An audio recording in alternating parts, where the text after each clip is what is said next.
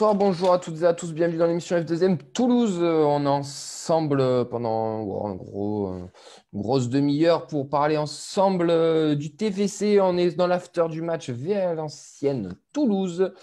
Et avec moi, on a une belle petite équipe qui est présente, puisqu'on attaque pour représenter les violets.com. On a Anthony. Comment ça va, Anthony? Bonjour, ça va, merci, malgré le résultat. On a notre milieu titulaire de la feuille de match qui est avec nous. C'est Vincent, Mehdi et Nathan. Comment ils vont, les gars? Ça va, super. Salut, salut. J'ai le sponsor du match avec l'arbitrage et les coups de sifflet de 30 secondes. J'ai la tête comme ça, là. Merci à lui. Je parlerai pas de la vaseline, hein, ça sera pour plus tard. Bon, en défense, on n'a personne. De toute façon, on n'a pas besoin de défense ce soir parce qu'on n'a pas été trop inquiété. Mais pourtant, on a quand même perdu 1-0 et on va débriefer tout ça, messieurs. Défaite de notre TFC face à Valenciennes et c'est un coup dur pour nos violets parce que les concurrents, en plus, ils ont gagné à côté. On va débriefer tout ça pendant une grosse demi-heure, voire trois quarts d'heure. Ensuite, on parlera de TFC, enfin de Aubagne TFC pour le match de Coupe de France. On fera nos habituels pronos. Et on parlera de Pitkin News qui sont passés au club avec une nouvelle tête à la cellule de recrutement. Voilà, messieurs, pour le programme, n'hésitez pas à réagir sur la page de lesviolets.com ou la feuille de match. Il y a Vincent qui gère tous les réseaux et qui pourra vous répondre à vos commentaires et les dire dans l'émission tout simplement. Pas difficile de lui faire perdre les nerfs. Enfin, quand on a vu Zico et Socrates rater des pénaltys, pourquoi pas Maradona? Toulouse dont on connaît la créativité en termes de coups de pied arrêtés avec de multiples combinaisons. C'est parti, Ben Yedder. Armada de la tête. Incroyable. Yann Podigère pour frapper ce coup franc. 10 minutes à jouer dans cette rencontre, c'est parti direct. Et c'est marqué. Yann Podigère. Nous, on va entamer sur le match, messieurs, avec une compo toulousaine pour ce Valenciennes TFC où je vous rappelle qu'on a perdu 1-0. La compo toulousaine, c'était Dupé dans les buts avec Amian, De Wast, Rouault dans l'axe, Moreira Machado sur les pistons, Spearing, Van den Boomen, bref, des Jaegereux au milieu de terrain, Adli, Bayo en animation offensive. Un match un petit peu fermé. Valenciennes qui sortait d'une petite claque, on va dire, à Clermont, parce qu'ils en avaient pris 4 au Montpied samedi, alors que nous, on était en pleine confiance avec ce 3-0 face à Amiens. Peu d'occasions cette première mi-temps, j'ai envie de dire, et pourtant, c'est les Valenciennois qui vont ouvrir la marque sur une petite erreur défensive, petite grosse erreur, mais on y reviendra un peu plus en détail. De nos Toulousains entre De Vast et Spearing, et Baptiste Guillaume vont en profiter pour ouvrir le score. Nous, on va continuer de pousser, on va multiplier les occasions, quelques coups francs intéressants avec une belle tête de Rouault. En deuxième mi-temps, on revient avec un peu plus les crocs et Valenciennes va beaucoup plus fermer le jeu, à part des coups francs lointains, des frappes lointaines, pas de véritable occasion, hormis peut-être l'ultime tentative de Manu Koné dans les dernières secondes du match. Mais c'est une défaite, 1-0, alors que Valenciennes a eu, c'est même pas une vraie occasion de but qu'ils ont, c'est une demi-occasion, mais ils ont su la mettre au fond, alors que nous, nos Toulousains ont eu du mal. Messieurs, qu'est-ce que vous avez pensé du match? Nathan, qu'est-ce que ça t'a donné ce match, que ça t'a remis dans les années 93 pour la faire VA Marseille avec cet arbitrage? Oh, pardon, c'est pour plus tard. Non, on va parler football, Nathan. Qu'est-ce que ça a pensé? Comme tu le rappelles déjà, du point de vue comptable, c'est quand même la mauvaise apparition de la journée, quoi. On a 10 journées de la fin. Tous les concurrents ont gagné. Voilà, il y a Clermont qui en met 5 à Guingamp. Il y a Grenoble qui revient derrière. Donc déjà, voilà, du point de vue comptable, c'est la mauvaise opération. Après, sur le terrain, il n'y a pas, il y a pas eu énormément de situations. On a senti une équipe valenciennoise qui a bien gêné avec son bloc durant tout le match. On a eu des occasions que sur coup de pied arrêté. Derrière, on a eu les occasions devant, assez brouillonnes. Mine de rien, on a tiré, je crois, une vingtaine de fois au but, ce qui est énorme en soi, mais on sent qu'on n'a jamais pu inquiéter réellement Prior. On a vu beaucoup de déchets devant avec Bayo. Le milieu de terrain, on l'a pas suffisamment vu, de Jagereux qui est qui est un petit peu passé au travers de son match. Pearings, qui a été changé à la mi-temps, qui a pas eu suffisamment d'impact sur ce milieu de terrain-là. Donc, ouais, grosse déception par rapport à ce qu'on a vu ce week-end, où c'était quand même beaucoup plus abouti sur tous les secteurs de jeu. Derrière, voilà, il y a encore des problèmes défensifs qui sont mis en avant avec De West, qui a fait selon moi un match passable, enfin, il était pas bon, il coûte le match avec sa mésentente avec Spearings. Donc voilà, assez déçu de ce qu'on a vu, ce soir. Messieurs, Mehdi, par rapport à ce que vient de dire Nathan. Déçu par le résultat, oui. Par le jeu, moi, je n'ai pas trouvé qu'on a plus mal joué que face à Amiens. Effectivement, il y a une énorme erreur défensive, mais on en a fait d'autres qui ne nous ont pas forcément coûté si cher que ça. J'ai presque envie de dire maintenant, comme on l'a dit un petit peu en off, mais ouais, un peu un retour à la normale pour nous, où quand on n'a pas ce petit brin de chance, ouais, on est capable de galérer contre des équipes voilà, qui sont quand même autour du top 10. C'est pas non plus les avant-derniers, même si c'est bien plus faible que nous, notamment dans le jeu. Hein. La deuxième mi-temps, c'est un attaque-défense. Donc voilà, et on n'a pas su finir devant Bayo, a pas mis les 2-3 situations qu'il a eues. Il n'a pas profité du fait qu'il était titulaire. Non, franchement, honnêtement, moi, je suis un peu... j'ai l'impression que tout un peu le soufflet un peu retombé, quoi. Voilà, on va y croire jusqu'au bout, mais avec les résultats des autres et la dynamique actuelle de Toulouse, le physique de certains joueurs qui doit tirer peut-être un petit peu avec notre effectif un peu court. Bon, voilà. J'espère que ça le fera et qu'ils iront le chercher surtout avec la tête parce que c'est quand même ce qui ressort le plus de cette équipe-là depuis le début de saison. C'était au-delà du jeu de tout ça, c'était quand même le mental. Et j'espère que ça le fera et que ça en mettra. De toute façon, le calendrier jusqu'à la fin de saison peut nous permettre de pas fauter, de gagner pratiquement tous les matchs qui arrivent. Mais bon, effectivement, il va falloir mettre les occasions au fond, tout simplement. Première chose, tu parlais des résultats, on va les évoquer rapidement, mais 3 du coup qui a gagné 3-0 à Chambly, Clermont qui en a mis 5 à Guingamp, du coup qui a gagné 5-0, Grenoble aussi qui a gagné 2-0 au Havre, le Paris FC aussi qui a gagné 1-0 face à Dunkerque, ce qui fait qu'au classement, ça se resserre un peu, messieurs, parce qu'on est plus que 3e à 3 points de Clermont et à 6 points de 3, mais c'est surtout Grenoble qui est maintenant revenu à notre hauteur, même si le PFC reste à 5 points de nous, mais Grenoble voilà, est revenu à 52 points aussi. Donc, on va plus regarder derrière que peut-être que devant, je ne sais pas. On y reviendra peut-être un peu plus en détail après. Messieurs, Wakoun Bayo qui est titulaire ce soir. Wakoun Bayo qui, je trouve, dans l'ensemble, hormis sa finition, ce qu'on demande à un buteur, c'est de finir. Mais moi, je trouve que dans le jeu, il n'a pas été non plus catastrophique. Il a été intéressant dans ses déplacements, dans son jeu dos au but. Il a été très intéressant. Par contre, c'est très compliqué, très très compliqué dans la finition. Est-ce que vous pensez que c'est ça aussi qui nous a un peu peut-être pêché dans ce match, Anthony? Est-ce que tu penses que c'est ce manque de réalisme de Wakoun qui nous a manqué ce soir? Surtout de lui, parce que c'est lui qui doit marquer les buts en attaquant en 2 pointes, mais de toute l'équipe également. C'est pas le seul à avoir raté des occasions. Mais je crois qu'il a été à l'image de l'équipe, maladroit et trop peu efficace pour pouvoir espérer quelque chose. Et surtout, je pense que par rapport à ça, il reflète également l'équipe qui a été trop maladroite également défensivement. C'est ce qui nous coûte la défaite ce soir et toutes les conséquences qui en découlent. Bon, il ne faut pas faire de conclusion trop rapide par rapport à l'issue de la saison. Hein. Tout reste encore jouable. Il faut bien garder ça en tête. Mais voilà, je trouve qu'il n'a pas été mauvais dans le jeu, bien sûr, comme à son habitude. Mais moi, ce que je pense, ce qui a été le principal souci, c'est peut-être le coaching. Je pense qu'il est meilleur quand on le fait rentrer en fin de match en remplacement de Ilé notamment. Et je pense que c'est surtout sur ce point-là que je pense qu'il aurait fallu modifier. Laisser Ilé, qui était en confiance après son but de samedi, titulaire et faire entrer Bayo comme on en a l'habitude désormais chaque week-end. Je pense que le principal problème a été là-dedans, mais voilà. Je pense que comme toute l'équipe, il a été maladroit et inefficace.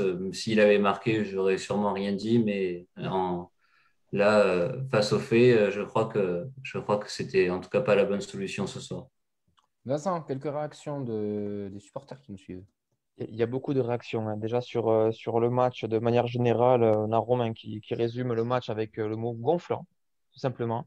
Il y en a qui sont pas mal ennuyés sur Twitter. J'ai remarqué que les supporters valenciennois n'étaient vraiment pas fans du jeu proposé par leur équipe, qui était très défensif. Quel Comment? deuxième? Ah bah tu m'étonnes, franchement, je m'attendais pas à ça, hein. Quand on voit le match aller, c'était une équipe qui allait de l'avant.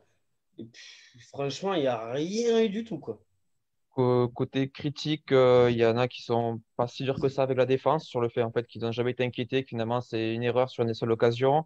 On a Fred qui rappelle 22 tirs quand même pour Toulouse. Manque d'efficacité qui revient aussi du côté de Christophe. Beaucoup de personnes critiquent aussi les choix de Garand, déjà du système qui commence à être un petit peu épuisé et surtout qui commence à être prévisible du côté des coachs adverses. Il y en a un, j'ai oublié son nom, je m'en excuse, qui disait ben, on tombe sur un coach qui comprend le foot et qui a vu les matchs de Toulouse et il comprend comment on joue, donc c'est quand même plus facile à cerner. Et voilà, après il y a aussi Amaury qui relativise en disant c'est un match un peu FIFA, quoi. Tu tires 23 fois, 10 tirs, tu marques pas, l'adversaire il tire une fois, il gagne 1-0. Et ouais, sinon pour revenir sur Garand, le coaching aussi, le fait de ne pas faire entrer des joueurs et pas par exemple Antiliste ou d'autres qui ne sont pas rentrés. C'est un Goumou aussi que je vois citer, qu'on ne voit toujours pas dans la rotation, par exemple.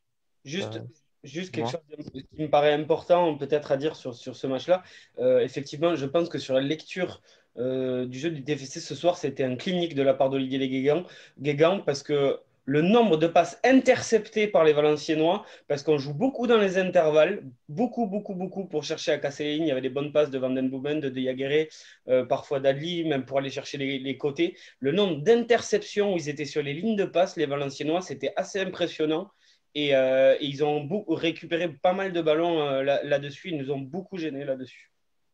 Moi, Après, ce que je dis globalement, c'est quand même assez confiant sur, pour terminer, excuse-moi Camille, c'est assez confiant sur la montée. La montée directe, plus grand monde y croit, mais ça croit quand même encore au barrage. Il ne faut pas oublier quand même qu'on est toujours assez bien classé et qu'on est qu'à 10 qu'on est qu'à 10 journées de la fin. on est encore dans la course, on va pas se mentir, et on est aussi à notre place hein, pour le moment. Mais pour revenir à ce que je disais à Anthony, juste en off avant que tout le monde arrive, c'est que ce match-là, c'est le match parfait, c'est le hold-up parfait de Valenciennes, hein. Et les mecs, ils n'étaient pas là pour faire du jeu, ils étaient là pour se rassurer après la claque qu'ils ont pris. Ils voulaient faire un coup, ils ont tenté un coup tactique, comme tu l'as très bien dit aussi, Mehdi. Ils ont une demi-occasion, ils marquent dessus, et après, ils ont fermé, mais de tout. D'ailleurs, on l'a vu, le bloc était vachement resserré. Comme tu dis, ça coupait beaucoup les lignes de passe, on a eu beaucoup de mal.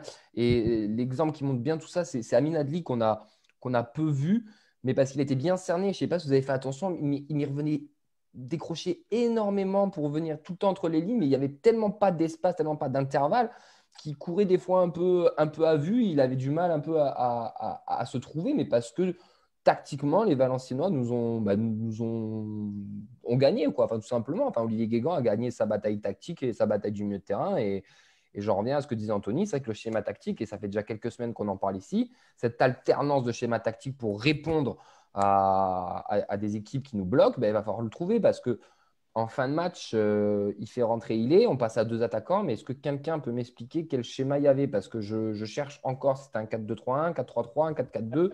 Ça ressemble à un 4-4-2, mais c'était pas. À la fin, Avec, Ouais, quand il rentre. ben, je ne suis pas sûr qu'il y ait un gros changement. C'est peut-être juste Diaguerre Adli qui recule un peu d'un cran. Et tu joues avec. On passe à 4 derrière, on reste pas à 5, à 3, enfin en 3 ou 5 comme tu veux, mais j'ai l'impression qu'on passe plus à 4 derrière sur les 20 dernières minutes, non? Ouais, honnêtement, je n'ai pas fait. Moi, tu vois, c'est ça, tu vois, c'est ce flou. J'ai surtout vu qu'Adli avait reculé sur le terrain et qu'on jouait avec les deux attaquants devant. Voilà. Après, peut-être que c'est des choses qui sont travaillées, j'en sais rien, mais en tout cas, ça n'a absolument pas été efficace. On n'a pas eu plus d'occasions que ça et de toute façon, ils avaient bétonné quand ils sont passés à 5 derrière. Ouais, la 70e, ouais. Ouais, voilà, ils sont passés à 5 derrière pour les 20 dernières minutes. Donc voilà, après juste une chose aussi, on parlait de maladresse devant le but, il y a eu de la maladresse dans les centres, il y a eu beaucoup de maladresse sur les coups de pied arrêtés, parce qu'on en parlait des coups de pied arrêtés réussis, où il y a notamment des têtes de Rouault et c'est des occasions de but, ça, il n'y a rien à dire. ok, mais il y en a eu beaucoup plus que ça, des coups de pied arrêtés. Il y en a eu plus d'une quinzaine où ça aurait pu être dangereux entre les coups francs dus au nombre de fautes assez hallucinant que l'arbitre a sifflé et les corners qu'on s'est créés. Au final, quand on fait le ratio, il n'y en a pas tant que ça qui ont été, qui ont été bien tirés. Donc, c'est une inefficacité pardon, dans le dernier geste, mais aussi l'avant-dernier, dans les centres de Morera. Machado, beaucoup moins efficace que d'habitude dans ses centres. Voilà. Mieux cerné aussi. Mais Le prix, il avait une prise à deux, Machado, hein, si tu regardes bien sur le côté. Hein, il arrivait à trouver des décalages, mais ses centres, après, pour terminer, étaient moins bons qu'habituellement. Beaucoup moins bons.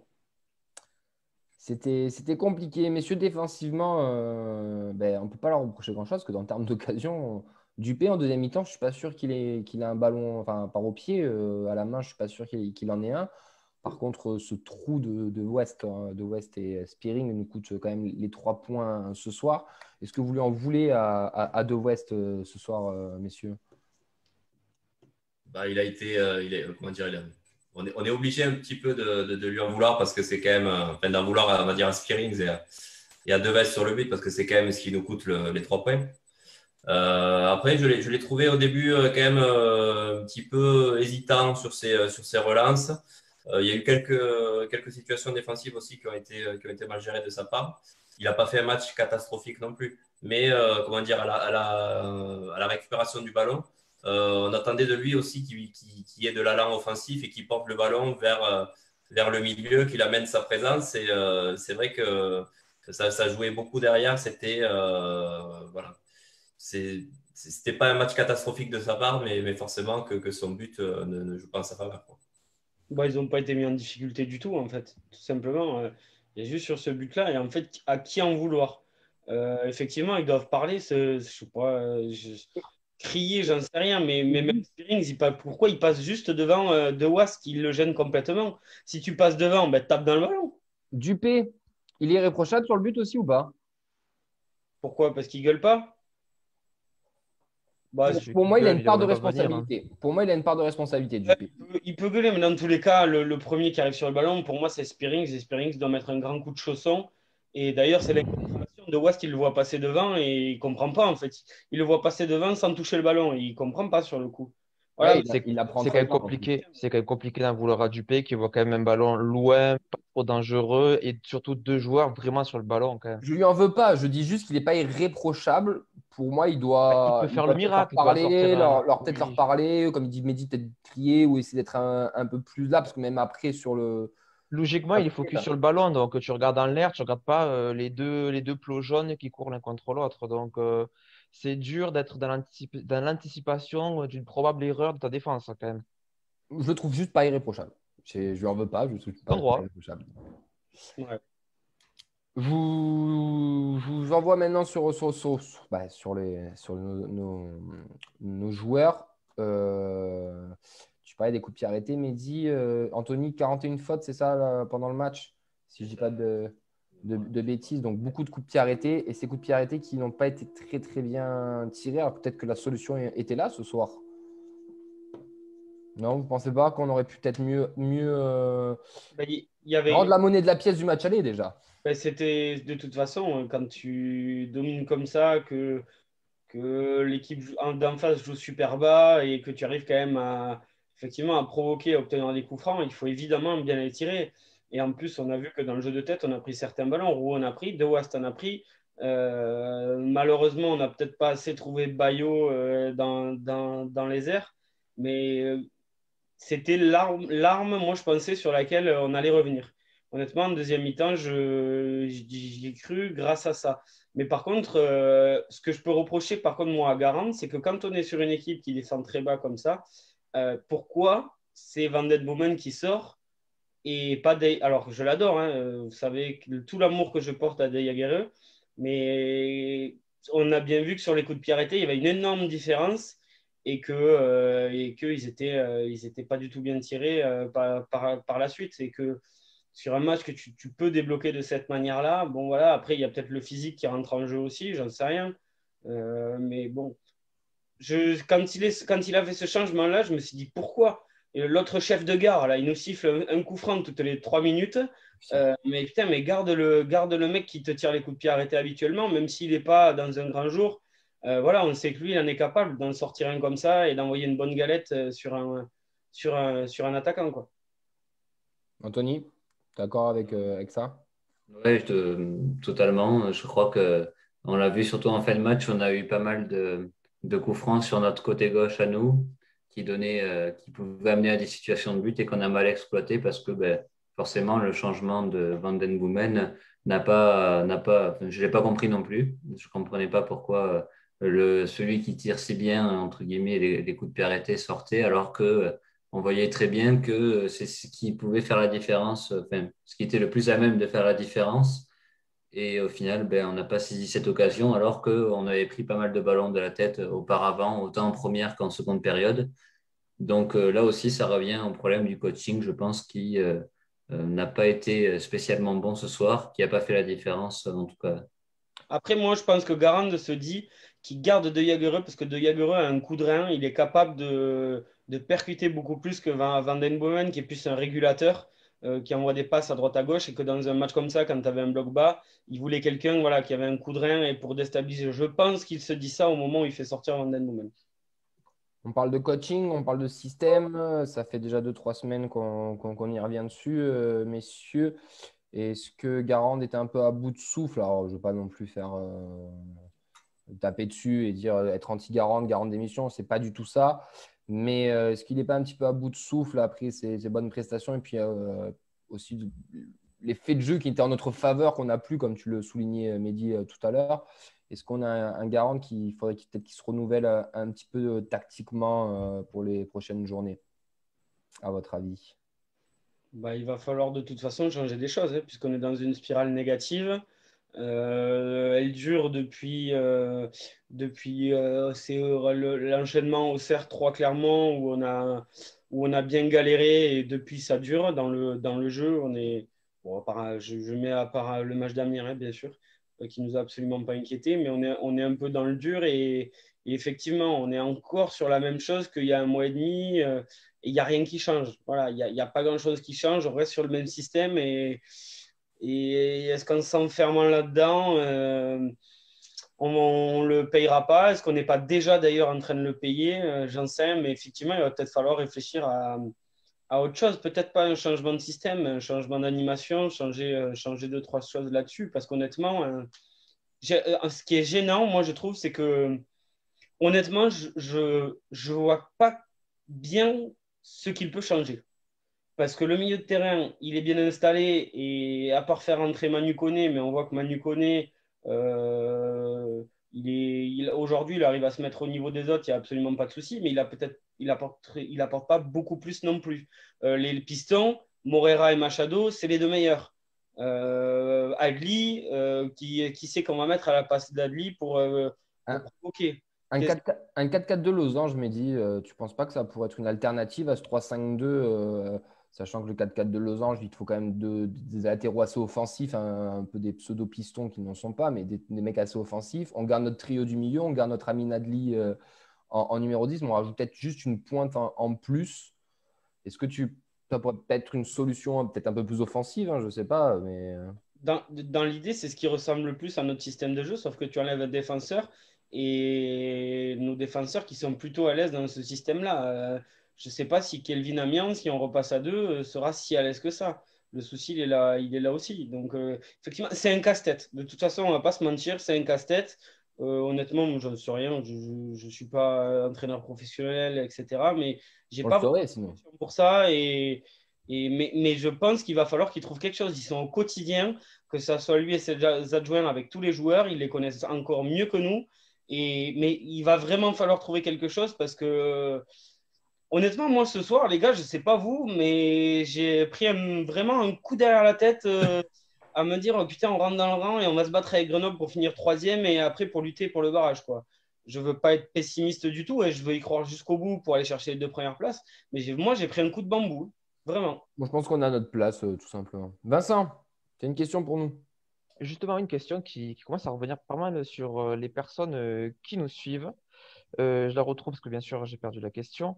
C'est est-ce que vous n'êtes pas un peu trop alarmiste là, finalement? On est quand même troisième. Il y a une semaine, on gagnait 3-0 contre Amiens, qui est quand même aussi l'autre équipe qui descend. Landowik qui dit, vous prenez trop la tête, les gars, il reste 10 matchs. Non, mais ça dépend où tu mets le curseur. Le curseur, pour nous, l'objectif, c'est vraiment d'aller suivre Troyes et Clermont, qui là, en ce moment, eux, ne sont pas forcément dans une mauvaise période. Et on voit que nous, on n'est pas dans une bonne spirale. Donc on se dit, aïe, aïe, si ça dure un peu trop, le wagon, il peut lâcher. Voilà, on est dans cette période-là. Si tu inverses pas rapidement la tendance, le train, il va passer. Parce que Troyes et Clermont, ils vont peut-être lâcher quelques points de temps en temps. Mais si toi, on a déjà 6 points de retard sur 3, ça commence à faire beaucoup. Et encore une fois, moi, je ne suis pas pessimiste parce que je le rappelle, on en avait parlé dans la dernière émission. Moi, je considère encore dans le jeu et depuis le début de l'année que sur la régularité, dans ce qu'ils proposent, Troyes et Clermont sont supérieurs à Toulouse. Je parle au niveau collectif, au niveau des joueurs. Je pense qu'on a des joueurs qui sont aussi bons que les leurs, il n'y a pas de souci. Mais dans ce qu'ils proposent, ils sont au-dessus. Et je pense qu'on est à peu près au niveau de Grenoble, mais qu'on a un peu plus de talent individuel et que notre place, oui, c'est sur la saison, c'est la 3e ou 4e. Voilà, je ne dis pas que sur le papier, en début d'année, notre place, c'est celle-là, mais que pour l'instant, là, sur ce qu'on a vu, on est à peu près là où on doit être. Nathan, est-ce que toi, tu es un petit peu alarmiste? Alarmiste, forcément, comme l'a souligné Mehdi, il y a quand même voilà, une dynamique en ce moment qui est plutôt négative. On voit que les collectifs à Troyes et Clermont sont beaucoup plus huilés. On sent que défensivement, ils sont beaucoup plus à l'aise aussi. Ils ont un calendrier favorable comme nous. Donc au final, je ne les vois pas lâcher énormément de points devant. Nous, on voit qu'on rentre un petit peu dans le rang. On est beaucoup plus prévisible. Par exemple, comme pour le match face à Rodez, où on ne concède pas beaucoup d'occasions, mais on perd. Ou devant, on est un petit peu brouillon. Donc, c'est pas être alarmiste, mais on sent qu'il faut changer, qu'il faut changer 2-3 choses pour repartir sur une nouvelle dynamique. Après, les points, on les glanera à domicile.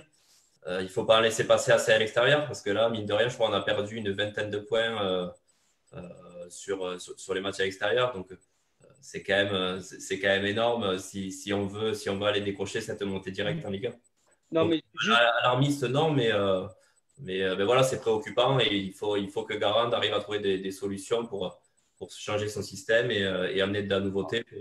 C'est ça qu'on a peur, c'est qu'on a dû. Enfin, moi, j'ai l'impression que ça me donne de tous nos discours, et ce n'est pas la première fois qu'on le fait dans cette émission, c'est qu'on a l'impression qu'on n'a pas d'autre alternative, qu'on n'a pas à avoir une réponse. On a ce système, et quand il marche, c'est cool. Quand il ne marche pas trop, qu'on a de la réussite, c'est cool. Quand il ne marche pas, mais le problème, c'est qu'on n'arrive pas à avoir un autre truc, et j'ai l'impression que ça fait un mois qu'on titille vachement sur ça et qu'on n'arrive pas à avoir cette réponse ou cette alternative tactique et technique. Et ça ne viendra pas de nous, ça ne viendra pas du président, ça ne viendra pas des supporters, ça viendra du staff, du coach et des joueurs. Et c'est là, après, je rejoins Mehdi, hein, je pense qu'on est à notre place, que les deux autres écuries sont un petit peu au-dessus de nous dans l'engouement aussi. Mais il nous manque ouais, une alternative, une petite truc qui nous permettrait de changer, de mettre un petit peu de folie sur certains matchs et pas de toujours avoir ce petit coup de réussite qu'on a eu depuis le début de la saison. comme dit, je pense, on en avait dit, là, on arrive à la 6e défaite et c'est ce que Comoli avait fixé. Et juste pour répondre un petit peu à ce que disaient les gens, Vincent, on parle vraiment de la dynamique actuelle. Sur les 6 derniers matchs, on a pris 7 points. On a pris 7 points. C'est à peine c'est 1, quelque chose de points par journée. C'est pas un rythme d'une équipe qui va monter. Voilà. Le truc, il est là. Après, ça peut arriver dans une saison, mais il faut pas que ça dure longtemps. Et encore une fois, on peut y arriver, on peut y arriver. Et si on nous avait dit en début d'année qu'on allait finir 3e, il y en a tout signé. Rigolé, mais il y en a d'autres qui nous ont dit ah oui, signé. 3e, ça veut dire qu'on aura gagné des matchs, qu'on aura vu des choses de temps en temps qui auraient été bonnes. Et pour moi, et je le dis depuis le début de l'année, finir 3e de cette Ligue 2, essayer d'aller en barrage et de pourquoi pas aller battre en barrage Nantes ou qui sait, ça va être Lorient ou Nîmes, ben, on en est capable aussi. Et puis, ça fait peut-être aussi encore plus de vibrations de passer en barrage que de finir dans les 2 premiers. Et l'issue sera peut-être pas négative non plus, mais 3e, si on finit 3e ou 4e et qu'on arrive au barrage contre la Ligue 1, c'est pas si catastrophique que ça, je pense. Anthony, pour conclure, est-ce que toi tu es alarmiste? Est-ce que tu crois encore à la montée?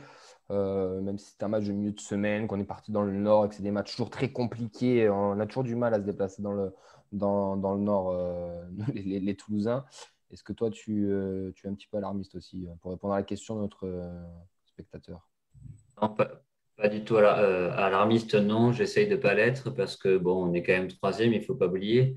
Et je crois que ce soir, l'enchaînement des mauvais résultats contre nous fait que on est tous Ah oui. dépités et que, voilà, je pense qu'avec le temps, ça va guérir et que, voilà, je pense que d'ici la prochaine journée de Ligue 2, ce sera passé et on sera prêt à réattaquer. Là, c'est un peu dur de réagir à chaud, mais il ne faut pas oublier qu'on est aussi que la première année du projet américain, etc., pour prendre un truc plus large, une échelle plus large. Donc, alarmiste, non, les résultats sont bons. Bon, le quota de défaites, ça commence à faire peur, c'est-à-dire qu'il n'en faudra pas beaucoup plus. J'aurais préféré avoir 5-6 défaites au bout de la 33e journée, par exemple. 5 journées plus tard, ça aurait été top. Mais bon, voilà, les choses sont comme ça. Je pense aussi qu'on a un meilleur calendrier que les autres, Oui. puisqu'il nous reste, un meilleur calendrier, tout est relatif. Après, quand on affronte des petites équipes, des équipes plus faibles ou plus mal classées comme Valenciennes ou comme Rodez, on n'arrive pas à gagner. Donc, au final, il y a aucun cadeau qui nous sera fait. Mais je pense qu'il ne faut pas être alarmiste pour tous ces points-là. Je pense que tout est encore jouable. On n'est qu'à 3 points de la seconde place. Derrière, ils ont quand même 5 points de retard encore. Bon, pour le titre, je pense que ça va être compliqué, mais pour la seconde place, ça reste jouable et pour la montée globalement aussi, parce que les barrages font pas peur. Euh, je pense qu'on devrait finir troisième au minimum, Ouais, mais j'espère. et le sentiment de tout le monde, je pense aussi, encore une fois, on réagit vraiment sur le coup de la défaite, là, Oui. et on a pris un coup parce que tout le monde a gagné aussi, il y a de ça. Et ça ne veut pas dire qu'on n'espère pas de tout cœur, et nous, on ne la voit pas, la solution, mais on n'est pas, encore une fois, au cœur de ce projet-là, et qu'on ne veut pas croire à ce que Garande, les cadres aussi de cette équipe qui peuvent trouver une solution, n'y arriveront pas, n'inverseront pas cette tendance et n'y arriveront pas. Et on l'espère tous de tout cœur, on a envie de s'enthousiasmer lors des prochains matchs, mais voilà, là, ce soir, on a pris un petit coup quand même. Et messieurs, d'ailleurs, sur le calendrier, c'est intéressant ce que tu as dit, Anthony. Je suis en train de le checker. Je pense on va devenir tous supporters du PFC parce que le PFC, ils vont affronter Grenoble encore. Ils vont affronter Troyes. Ils vont affronter Clermont aussi. On va avoir un Troyes Pas Grenoble loin aussi. derrière non plus, il ne faut pas être trop supporter. Non, mais oui, mais parce que nous, à côté, on affrontera Chambly, Châteauroux, etc. On les joue. Et on les joue aussi à la 37e, je crois. Il y aura un 3 Grenoble aussi, juste après la 36e, un PFC Toulouse. En effet, il reste encore quelques matchs entre les concurrents pour Troyes et Clermont, sachant que Clermont, sur la dernière journée, ils vont à Caen. Bon, nous, on va à Dunkerque et Troyes va au Havre. Donc, bon, rien n'est encore joué, messieurs. On a le temps. On y croira jusqu'au bout, je l'espère. On y croira jusqu'au bout. Oui, bien sûr, bien sûr. Mais comme vous l'avez dit aussi, il y a le coup de la défaite et surtout le fait que tout le monde ait gagné. Et puis en plus, ils n'ont pas gagné genre à l'arraché. 3, on a mis 3-0. Clairement, on en a mis 5. Donc c'est ça aussi qui fait un petit peu mal, qui marque un petit peu le coup d'arrêt. On aurait fait la même émission samedi. Je pense que messieurs, après la victoire 3-0, même si ce n'était pas la plus belle des victoires, mais c'était une victoire 3-0, on n'aurait pas eu les mêmes discours. On va enchaîner, les gars. On va finir sur ça, sauf si quelqu'un a un dernier petit mot à ajouter. Non, c'est bon. Vincent, c'est bon. Pas de. T'as rien à nous dire? Non, tu m'as niqué ma vanne, donc la Et soirée est j'étais pas- pourrie jusqu'au bout. Hein. Ouais, J'étais ça va. pas sur le truc du Zoom, désolé. Je vais me déconnecter, c'est tout. Allez, salut. Rappelle Samuel, c'est pour ça, hein, franchement. Si tu veux de la médiocrité, rappelle Samuel. Oh, oh, oh, oh. Le Il va pauvre. être content. On l'embrasse d'ailleurs, il a terminé le boulot. Donc c'était des cons. C'était des gros cons. 10 mannequins toulousains sur la pelouse, quoi. J'ai eu au téléphone, il m'a dit fonce au TFC, c'est vraiment c'est une famille. Il y a des joueurs comme Chantôme, comme Jonathan Zibina, ils peuvent t'encadrer. Et puis surtout avec encore plus d'ambition. Tu mens, il ment. Alors, on le répète tous les ans. Et il y a des saisons où pérenniser, ça passe d'abord par bien défendre.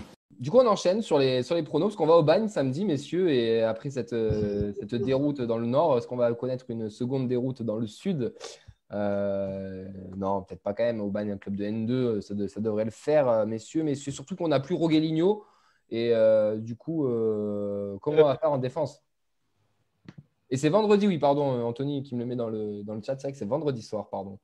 Sur Eurosport, si je dis pas de bêtises. Eurosport 2. Eurosport 2, mon Dieu. Un streaming, bien sûr. Hein. Exactement, Stream Sport 2 aussi, c'est pas mal. C'est à la maison. Messieurs, l'absence, du coup, on n'a plus Rogel. Comment on va faire en défense, du coup, pour gagner ce match de Coupe de France? On va en sortir un. La dernière fois, il y en avait un de 16 ans sur le banc à Bordeaux et il va pouvoir jouer peut-être. C'est plus son nom. Mais non, tu veux un pronom, c'est ça là? Bon, on va enchaîner sur les pronos, mais déjà, est-ce que vous y croyez sur ce match de Coupe de France? Est-ce que ça va permettre de faire souffler? Est-ce que ça va permettre de mettre une dynamique positive? Ou alors ça peut nous couper un peu l'herbe sur le pied encore? Franchement, je pense que ça peut relancer. Puis en plus, pour une fois que c'est pas un match en semaine, c'est un match en week-end. Il y a aussi, ça sera pas aussi la même approche. Il y a quelques jours pour souffler aussi. Et puis la coupe, c'est toujours un petit bol d'air. Là, Puis finalement, c'est aussi le moment où les remplaçants auront le plus de choses à prouver. On est un petit peu dans un petit cycle négatif. Il y a peut-être finalement de la place à aller chercher dans ce 11 titulaire pour la Ligue 2, sachant qu'on a quand même beaucoup de joueurs qui commencent aussi à être émoussés physiquement. Donc, si on en a un ou deux de coiffeurs, comme tu aimes les appeler, Camille, qui tapent une grosse perf en coupe, c'est peut-être le moment où il pourra réapparaître dans le 11 et finir les 10 dernières journées de Ligue 2 dans la peau d'un titulaire. Genre un Gianni Santis, par exemple? Par exemple. Ouais, il y a des passes à prendre et j'espère qu'ils seront motivés. Et honnêtement, si on parle encore de cette dynamique, à mon avis, il ne faut pas le perdre celui-là parce que même si ça ne sera absolument pas important pour le championnat, dans la tête, tu vois, une élimination en plus des derniers résultats, bon, ça peut jouer aussi. Ça ferait tâche et mentalement, tu as raison, ça peut mettre un petit coup. Ouais. C'est pas à négliger, je pense. Mais bon, j'espère qu'on fera le job, quoi. Après, ils vont avoir la dalle en plus à Aubagne, parce que ça fait un petit moment qu'ils n'ont pas joué, donc peut-être que physiquement aussi, on aura peut-être un peu plus de chance. Prono, les gars, on est parti. Nathan, ton petit prono face à Aubagne. Je veux les buteurs d'Aubagne, si vous mettez des buteurs à Aubagne, bien sûr. On va pas les mettre alors. Je rigole. Ton prono, Nathan? 2-0 avec... qui c'est qu'on pourra avoir comme buteur? Bon, doublé de Bayo, allez, je sais pas. Anthony? 3-0 avec doublé de Antiste et but de Moussa Diarra pour essayer. T'es joueur, toi. Le Roscotte. Vincent? 3-0, Antiste, Ngoumou et Rapnouille. Oh putain, ouais, toi, t'es encore plus joueur, toi. Rapnouille. Mehdi?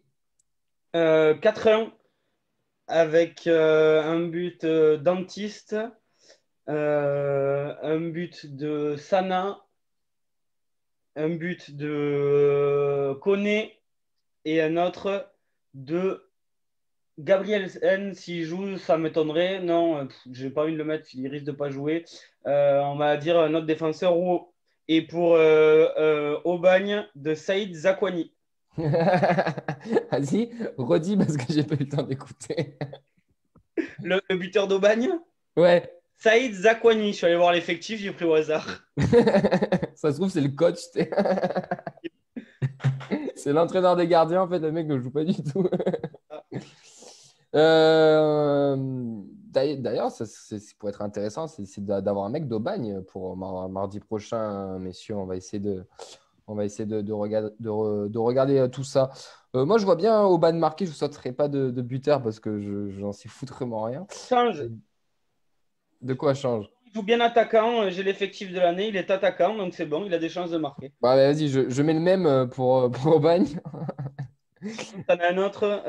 Et ça commence comme ça. 2 ans après, Mehdi anime une émission en quotidienne sur le Aubagne FC. Jonathan Petrozzi. Ok, ben Petrozzi va marquer et je vois un triplé d'Antiste. Bon. Et ça fait 3-1. Genre, il va être chaud bouillant, le petit Giannis. Pour gagner des matchs, faut être solide. On va peut-être pas mettre la barre. Qui sache mieux défendre, qui ait envie donc de défendre, qui aime défendre. Pour moi, le meilleur, enfin à tous les niveaux, au niveau titre, au niveau façon de jouer. D'aller mettre des tampons. Sébastien Chaval, oui. Vous êtes costaud dans les duels si vous êtes capable d'aller de l'avant. C'est bon, c'est 3 étoiles, c'est un énorme restaurant. Et après on va, je crois, à Rennes, je crois. Qu'est-ce que vous faites là-bas? Les meilleures attaques, c'est parce que donc elles ont les meilleures défenses. Quel pied! Ah, quel pied! Oh putain! Mais messieurs, on va finir cette émission avec une bonne nouvelle, puisqu'on a quelqu'un à la tête du cellule de recrutement. Anthony, on l'a lu sur le site lesviolets.com, du coup, qui c'est qui a été nommé à la tête de la cellule? Un scout écossais, du coup. Voilà, bon, je ne vais pas vous en apprendre énormément, mais c'est quelqu'un qui a une petite expérience, jeune expérience, parce qu'il a moins de 30 ans. Et je crois qu'il est officiellement dans ce milieu-là du recrutement depuis 2016. Il a été dans un seul club à Brentford en Championship, où il a été notamment responsable du recrutement en France. Et il a notamment à son actif recruté Neil Maupay et Saïd Benrahma, qui à l'époque où il les a recrutés, je ne sais pas à quel club, les avait recrutés en tout pour 12 millions d'euros à tous les deux. Il les a revendus plus de 50 millions d'euros avec une certaine valeur et un nom qui était connu de tous à leur départ. Donc c'est quelqu'un qui, je pense, correspond au projet du TFC, c'est-à-dire quelqu'un avec qui amènera de la fraîcheur, qui se base beaucoup sur la data apparemment. Et donc voilà, donc ça correspond parfaitement au projet et ça a été une arrivée saluée, en tout cas, comme vous avez pu le voir, par beaucoup de gens. Surtout ça, énormément, ouais.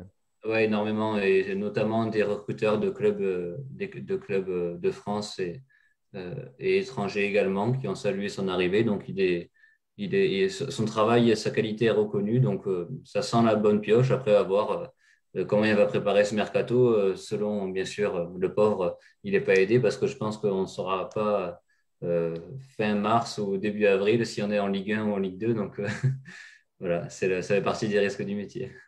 Non, il faut prévoir les deux. Non, ce qui est bien, c'est qu'on est tendance. Ça y est, on est un peu tendance. On a un mec, il y a toute une génération de dirigeants qui arrivent là, qui ont une trentaine, quarantaine d'années et qui se basent beaucoup là-dessus et qui arrivent. Et bon, on va rentrer dans cette ère-là. Ça rentre complètement dans la façon de fonctionner de Comolli. Brentford est un club qui, depuis des années, est à la pointe sur la data.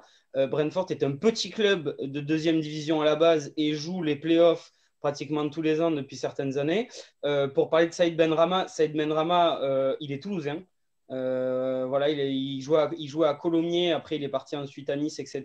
Donc voilà, on peut en parler. Donc il connaît ça. Il l'avait recruté à Nice d'ailleurs. Et voilà, donc ça rentre complètement dans le projet TFC tout simplement. Voilà, donc ils vont continuer là-dessus et puis on verra bien ce que ça donne. Après, honnêtement, donnez-nous un avis sur son travail. Si effectivement il a recruté les mecs dont on a parlé, ouais, ça a plutôt bien marché à Brentford et on espère qu'il nous fera tout simplement la même chose. Mais j'ai envie de dire juste le TFC est enfin tendance. C'est vrai que le mot tendance colle bien, c'est un bel adjectif et c'est vrai que ça va bien, puis ça a l'air pas mal. Écoutez, après, ça pourra le juger que sur le long terme. Hein. En tout cas, c'est vrai que je rejoins Anthony, c'était beaucoup salué sur les réseaux par pas mal de clubs.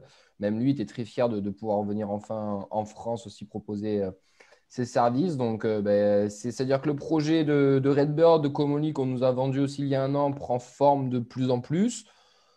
À voir où ça va nous mener sur le long terme. Mais bon, voilà, on est dans quelque chose qu'on avait deviné plus ou moins. On va essayer d'aller chercher des petites pépites, comme je déteste ce mot, mais bon, c'est un peu le cas. Mais on va chercher des petites pépites pour voir les faire marcher à Toulouse, les revendre. Enfin, voilà, on est sur du business, sur du foot business, mais bon, c'est… Non, c'est pas ce qui a été dit par Comolli. Les mecs, écoute-moi, ce qui est dit pour l'instant par le président, on verra ce que ça donne. Pour l'instant, il tient ce qu'il dit. C'est pas de faire du business, mais c'est effectivement de prendre des joueurs jeunes, mais pour les garder sur le long terme. On va faire du business et comme tout club, mais quand je dis du business, c'est pas péjoratif, c'est comme tous les clubs, on va faire du business et on s'arme pour en faire du bon. Mais comme tous les clubs français, de toute façon, notre économie est basée sur la vente de joueurs en France, donc oui. Ce n'est pas nouveau. Oui, bien sûr, mais c'est pas forcément pour les revendre de suite. Oui, non, mais c'était pas péjoratif quand je disais ça, bien sûr. Messieurs, je pense qu'on a fait le tour. On a fait le tour pour cette émission. Je vous rappelle la défaite du TEF 1-0 à Valenciennes, avec surtout le fait que Clermont et Troyes ont gagné. Donc, qu'on est relégué à 3 points de Clermont et 6 points de Troyes et égalité de points avec Grenoble. Donc, c'est un peu ça la mauvaise nouvelle du soir. Mais on a rendez-vous vendredi avec la coupe pour souffler un peu, pour se donner un peu de plaisir, tout simplement. On retrouve peut-être le chemin de la victoire face à Aubagne. Et puis après, on retrouvera les terrains de la Ligue 2 face à Chambly. Pour nous, c'est terminé ce soir, mais on se retrouvera bien sûr mardi prochain pour un format un peu plus classique. Messieurs, donc je vous remercie. Merci à toi, Anthony, pour ce soir, pour représenter les Violets. Et effacez vite cette défaite. De quoi? Effacez vite cette défaite parce que ça va nous plomber le moral. On va s'aérer la tête un peu avec la Coupe de France. On espère que ça va nous faire du bien. Ça va nous tirer un peu du truc Ligue 2. Là, ça fait du bien des fois de changer de compétition. N'oubliez pas que de toute façon, on va être en finale de la Coupe de France. La seule année, on ne pourra pas aller au Stade de France. Ça a été dit déjà dans cette émission, n'oubliez pas. Mehdi, Nathan et Vincent, merci à vous aussi. Bonne soirée, bonne nuit. À mardi prochain, messieurs. Et on embrasse tout le monde. Samuel, JB, Yves, Mike et tous les autres et tous ceux qui nous suivent. Merci à toutes et à tous. On vous dit à mardi prochain. Vous retrouverez bien sûr l'émission dès demain en podcast sur les réseaux. Bien sûr, ça dépendra de Vincent. Demain ou après-demain, de toute manière. Voilà, plutôt, ouais. La retrouver. Et on les aura le 14 juillet. Ouais, non, on la retrouvera bientôt. Allez, messieurs, passez une bonne soirée. Bonne soirée à toutes et à tous. Merci de nous avoir suivis et à mardi prochain. Ciao, ciao. Ciao, ciao. Bonne soirée.